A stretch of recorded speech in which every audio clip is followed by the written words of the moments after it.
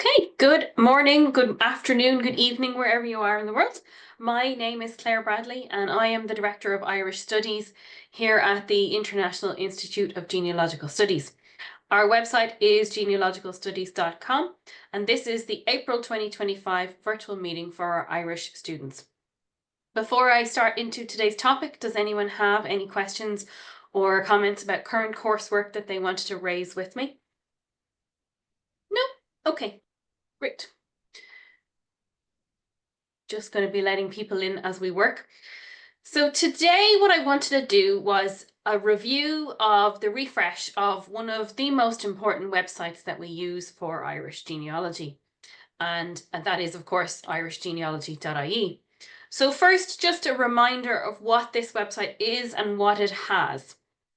This is a state-run site with civil birth, death and marriage records and some church records. We'll mainly be focusing on the civil records today.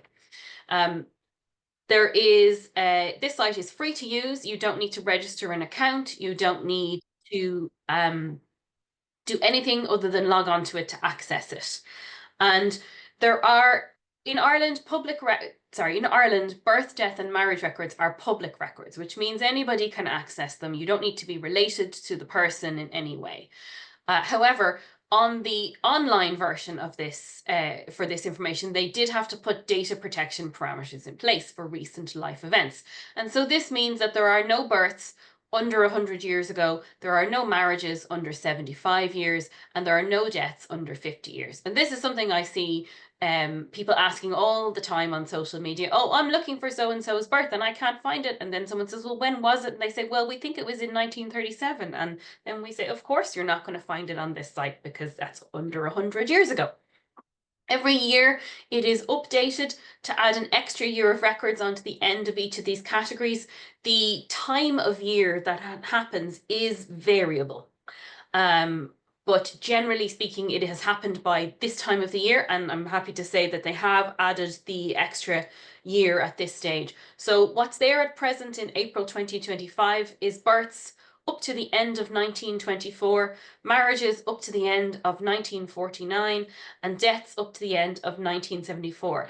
And that covers the Republic of Ireland after partition. So from up until 1922, you'll get every county in Ireland, the whole island. And after 1922, you only get the 26 counties that are now the Republic of Ireland. So you don't use it for more recent life events in Northern Ireland. For that, you go to the Groney site, which I'll do a separate talk on another day. But because before partition, everything is the same, you can use Irish genealogy for anywhere in Ireland. So it doesn't matter if they're modern day Northern Ireland, you can still find the records. And as I said at the start of the class, these records are freely accessible. You don't need to do anything to access them except have information to look for them. So this is what's here. I've just said it verbally, but at the moment oh, that's wrong. Sorry, go back there. This is what we have at the moment. We have birth records from 1864, which is the first year that births were available. And that goes from the beginning of the year up to the end of 1924. We have deaths with two categories. We have images of deaths from 1871 to 1974. And for the first 7 years of death records, 1864 to 1870, we just have the indexes. Now, there's no good reason why they haven't put up these images. People have asked them officially and unofficially, and we never get any real reason.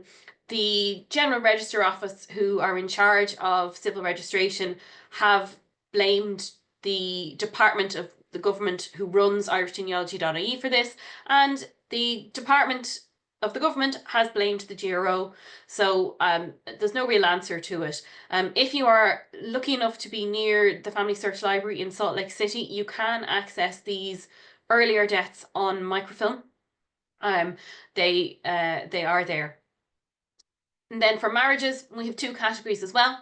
And this is because when they started to plan for having civil registration in Ireland, it had already started in England and Wales earlier in 1837.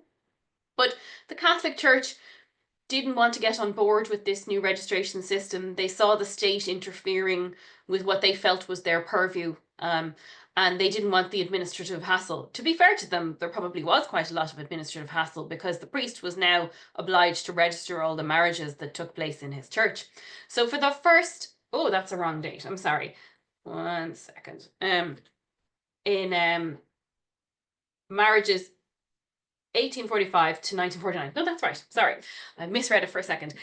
We have non-Catholic marriages. That is generally the Church of Ireland.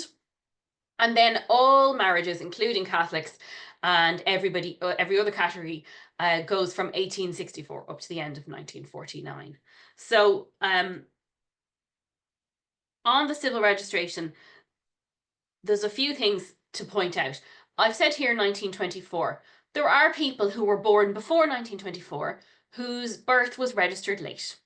And this is what I had here as my example. This is my grandfather, and his birth was registered late.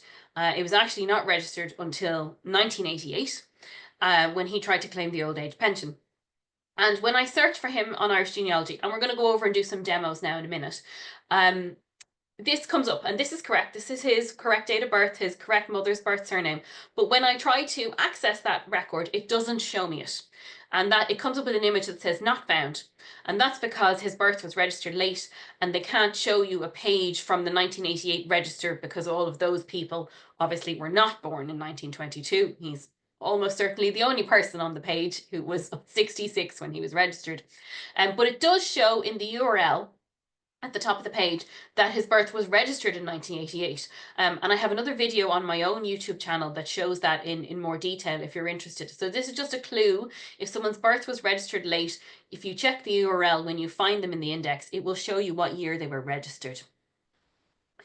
And then I can, of course, order a copy of that, and I'll talk about how to do that afterwards. So let me now go on to the actual website, and we will do some demonstrations. Hopefully the screen has changed. Can you just give me a nod? Great, thank you. So this is our main search page, and it's nice and fresh and clean now by comparison to what we had before. One thing to note at the top is where before we used to have to switch page to go between the church records and the civil records, now there's one search box and you just press the little button to say which one you want to search, or all. And you notice how it changes slightly. You see there? When you switch between them. So when you have the civil records search, it comes up with civil registration district. And if I start to type into the box here, you see that it starts to bring up suggested places. So it prompts you. Just a quick reminder, the civil registration district is not the same as the county, although there are many county names that match a civil registration district. So if, for example, I was to put Cork in there, you'll see Cork comes up, but that doesn't cover every registration district in Cork. It only covers one that's in the city centre of Cork. And there are, in fact, about 17 registration districts in Cork. So if I was searching for someone in Cork and I just put Cork in the box, I would not have correctly searched for every place in Cork. And I might erroneously think, oh, that person's not there, because perhaps I should have been looking in Skibbereen or Bandon or somewhere else in Cork, Mitchelstown. So they do have, and it's not in a great location, but if you go to here, record sources and civil records help, and they have some help guides here. And if you see, they give you details on them, what's online and so on. They show you the gaps. But if we go down here, what does the location mean? And I think this is perhaps a little lazy of them. I would have liked if they had a map on the site themselves, but instead they have linked to John Grenham's map. And now John Grenham's map is excellent. There it is there, and you can zoom in and see all the various bits and pieces. It's a great map, but I think they could have had their own map as well. And then they explain about redaction of details and how you can actually get them later on and so on. So if we go back to our search,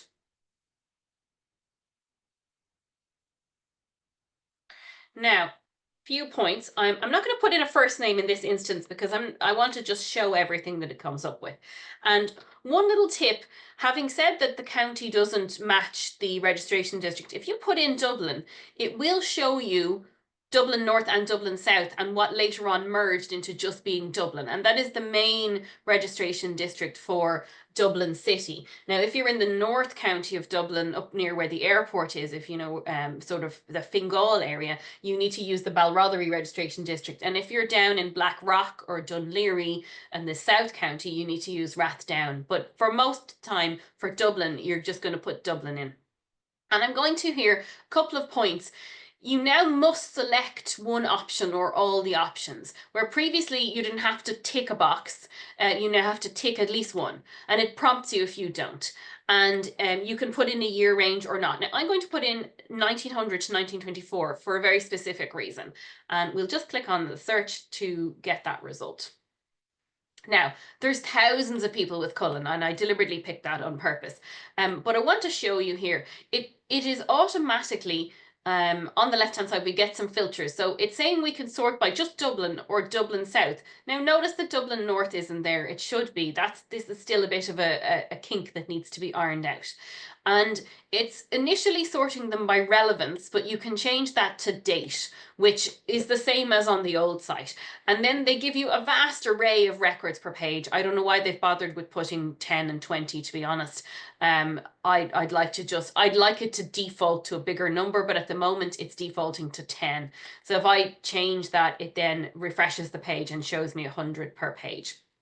And you can see that at the moment it's coming up with quite late births, and they're in a random order entirely. Of course, you would be searching, perhaps you'll have a first name, that'll be helpful as well.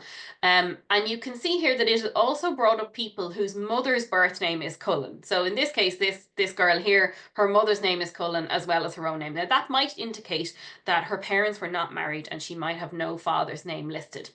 You can also find births of children who have no name registered when they were when their birth was registered, and this might be because they were registered in the hospital that they were born in, the Rotunda Hospital, which is a big maternity hospital on the north side of Dublin city centre.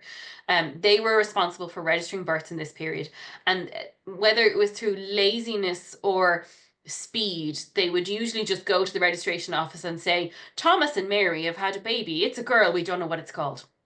And presumably this was because they didn't want to go around and have a conversation with every family and say, well, what did you call your baby, and so on. So they didn't do it. And you'll often find then the last column on the page is updated with the baptismal name later on. So we'll just take an example of one at random and click on it, and we get the same information that we just saw. Okay, so first name, and there's no middle names on Irish genealogy. Now, if you compare these to the indexes that you get on Family Search or Ancestry or Find My Past, you will find middle names sometimes in the indexes, and this I think was done for speed when they were transcribing these records. So if you have an ancestor who was Mary Ann, you'll only find her as Mary in this site.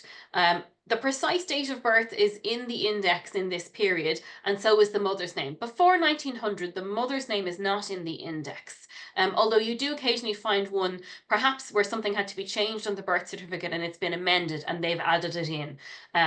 I believe there are plans to try and retrospectively add in mothers' maiden names into the indexes for the 19th century, like they have done in Britain, but it hasn't happened yet. And here then, I think that they could make this image, this view record image, a little bit more prominent. At the moment, it's a little bit hidden. But if you click on this view record image, notice now it opens in a new tab. That's new. We didn't always have that. But we still get the same information that we had before. So it's a full page of the register, and we're looking down to find the child that we're interested in. So we were interested in Christopher here, and he is the third entry there. I'll just zoom him up so we can see. So Christopher was born at 1 Vauxhall Gardens on the 2nd of January 1903. His parents were William Cullen and Anne Cullen, formerly Cullen. So in this case, it's a couple who were married who had the same name rather than a child who was born outside marriage. His dad was a labourer, and somebody else has registered the birth. It looks like Mary Keane, who lived at the same address but doesn't have the same surname as them. And his birth was registered a couple of weeks later. If his birth had no name, here's an example with no name, and this child, not born in the Rotunda, they just haven't had a name. It might be that the person later on gets this amended where they have baptismal name if added after registration of birth and date. But this might also be an indication that this child didn't live very long. Sometimes if a child died in infancy, they might not have been given a name, and that's perhaps what happened there. Here's an example here of a child with no father's name listed on the record. She was born in the workhouse and her name is Kate and her mother's name was Kate Kyo. And you can see that they have put a line through the father's section and a line through the occupation of father. So that's what the birth records look like. Now, a few other little points. Obviously, you can narrow down your results. Now, if we go to this advanced options here, okay, we get a few extra bits. And the advanced options are slightly different on the church records versus the civil. So we'll look at those in a second. So you can put in the mother's surname. So say you know that the couple you're interested in are, their surname is Bradley and their mother's name was Lawless.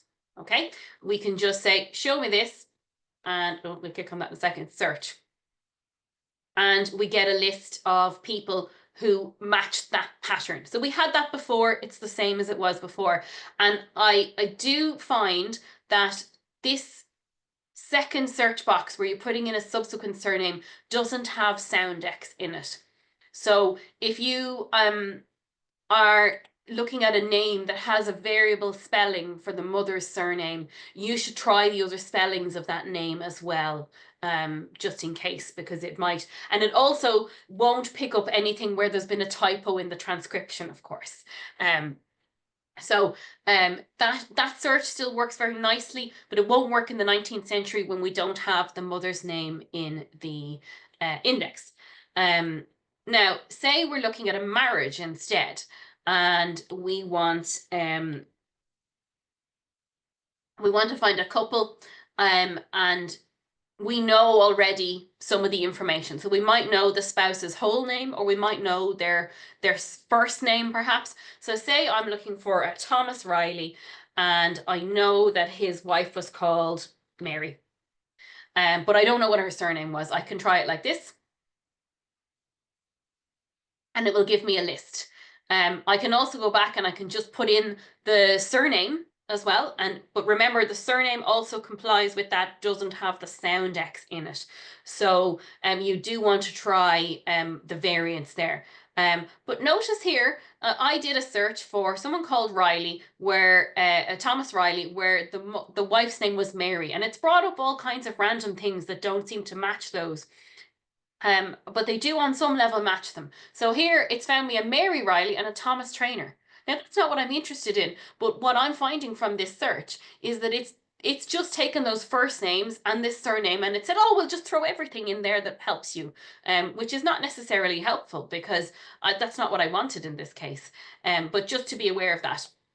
Another thing to point out is we're still seeing names that have an O or a Mac and there's no apostrophe in there. So it's catching most of them, but if you do have a name that has particularly an O and an apostrophe, you do want to just make sure that you try like this, O'Brien, and then O apostrophe, and then O space and the rest of the word.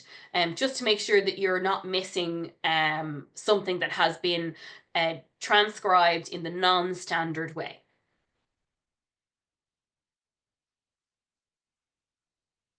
Okay, let's just take a quick look at the variations on the church records here so we can see them. So when we search for the church records, it changes the page very slightly, and you can see that it alternates from birth, death, marriage to marriage, baptism, burial.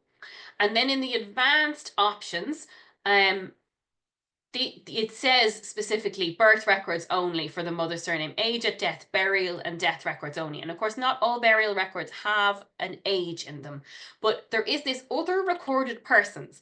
And so here, if we did a search for a parent, and we'll just pick Patrick as an example, you can actually add another one as well. So say you were looking for two parents' names, this would be a quick way to find all of the children who were registered to a particular, or whose baptisms were recorded to a particular couple. And that's a nice new innovation that we didn't have before on the site. So we'll try this search here. I'm going to tick both marriage and baptism, Thomas Riley in Dublin, and I'm going to select with a parent's name, Patrick. Now, there are not church records for every county in Ireland on this site. And if we go to the church records site, help location, you can see that it will give you the locations it has. You can browse by location and you can narrow it down. But what church records are available, and they particularly here mentioning, so transcriptions of baptism and marriage records for the Roman Catholic Diocese of Kerry up to 1900, the Roman Catholic baptism, marriage and burial registers for Dublin City, all surviving Church of Ireland baptism records. That's for Dublin. It's not for the rest of the country. And then it has marriage and burial registers for Dublin City as well. Now, Carlow should be there as well, but they haven't mentioned that. But there are some Carlow records on this site as well. Okay, so we'll just do our search and we'll see what comes up here. And actually, of course, because I picked a quite common name and I wanted lots of results, we've got 179 results. Now, a few innovations here and changes. So we still have our filters. We can filter it down to baptism and marriage. So let's just say we want the marriages only this time.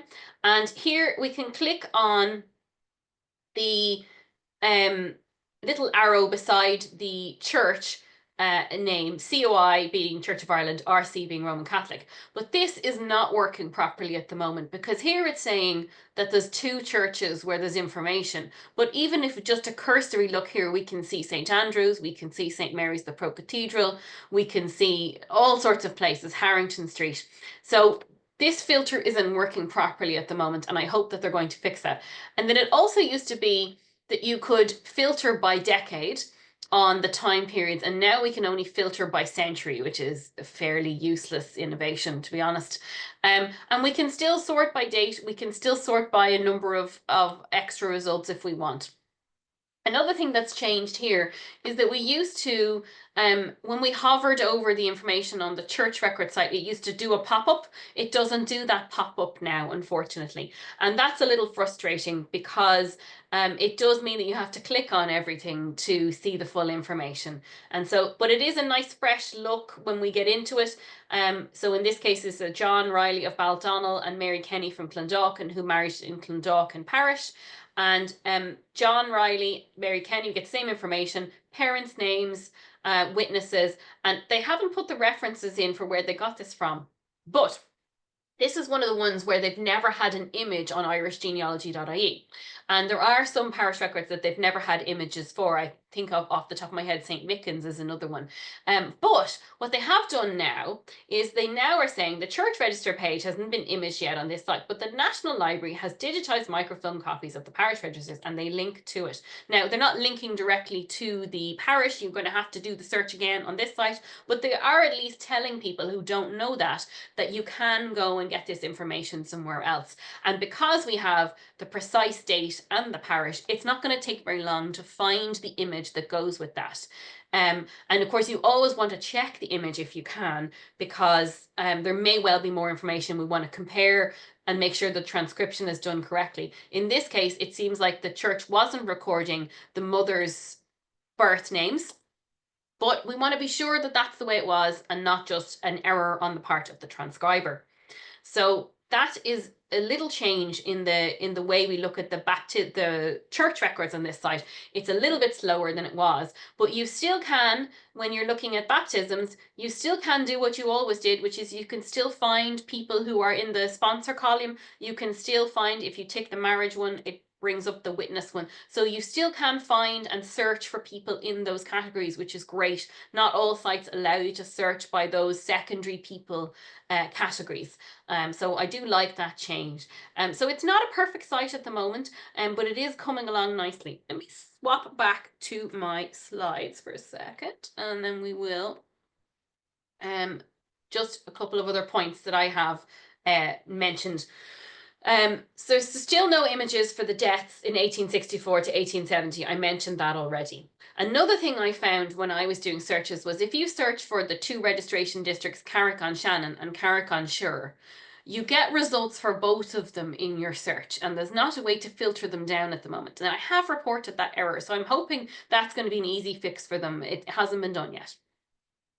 There is an error reporting function. It's just a free text box, which is, I think it would be better as a form, because when you submit an error, it says, thanks, we'll be in touch soon, but they haven't asked you for your email address, and of course, perhaps they don't want to be collecting people's email addresses and writing them, but they need to change the language on that if they're not going to contact you, because how are they going to smoke signal pigeons? I've no idea.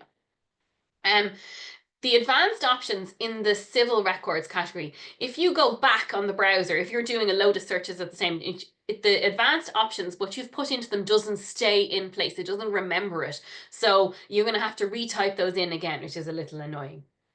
And as I said, you do still need to put the surname variants into the advanced section, the secondary boxes, because they're not coming up at the moment. And I hope that's something that they can change with the coding. It should be very simple. If there's any other things that you've noticed, I'd love to hear about them, whether you're watching live today or you're watching on the video back later on.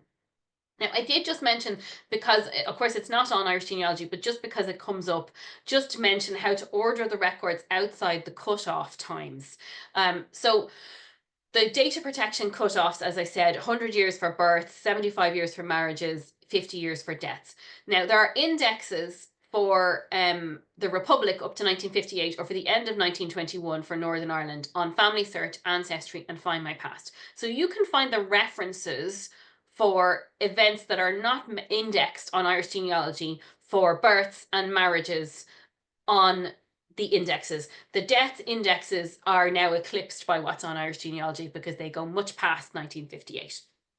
If you want to order a copy of a record that is outside those data protection parameters in the Republic, what you do is you email GRO research room at welfare.ie with the reference, and you ask them for a copy. And they will send you a payment link. They'll charge you €5 for the copy, and then it's done by humans. It's not automatic, but they're fairly quick, except on Tuesdays, which is the day of the week the public reading room is open, and they're slower that day.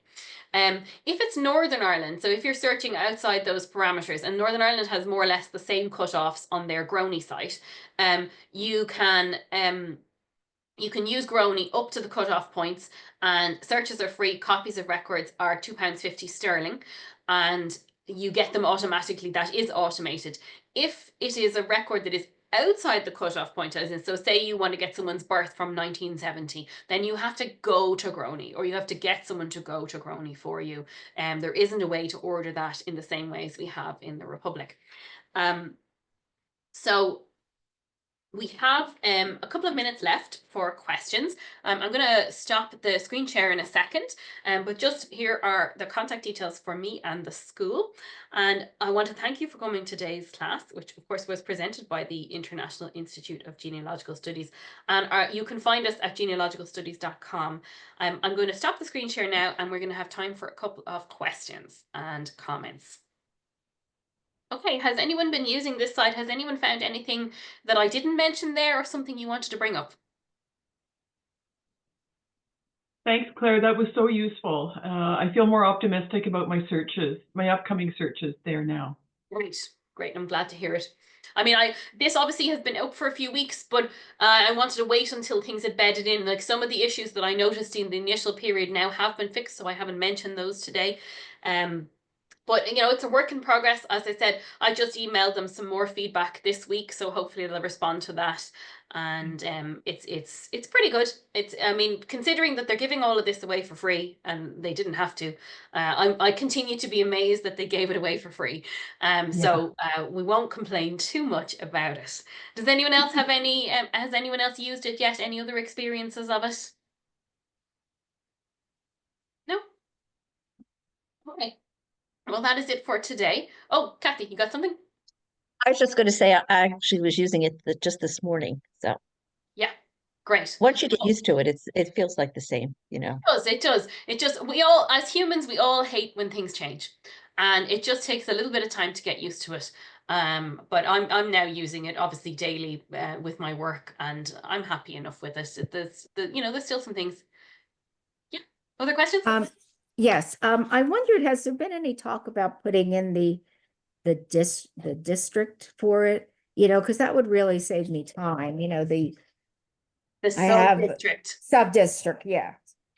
Yeah, I understand that that has been asked about, but they have not done that. And that is frustrating. Just to explain for anyone who doesn't know what she's talking about, is that at the top of the page, there is the top level registration district, which is technically called the Superintendent Registrar District. And below that, there is what's called the Registration District. And there's about 5 or 6 of those in each upper level. And it would save a lot of time, particularly when you've got common names. Say you're looking for Ryans in Tipperary. If you were able to drill that down, it definitely would save time. I think the level of work that would be involved in trying to index it at that level is just not something they want to commit to. But yeah, I haven't had an official statement on it, which is a pain, I know. Yes. Oh, well, if there's no more questions, we will leave it there for today, and we will be back next month and watch our social channels to find out what the topic is going to be. I haven't decided yet. And if there's something that you'd like me to cover in the Irish virtual meetings that I haven't, please do drop me a note, and I can consider a class on it at some stage. Thanks very much for watching, everyone. Bye. Thanks, Claire. Bye. All right. Thank you.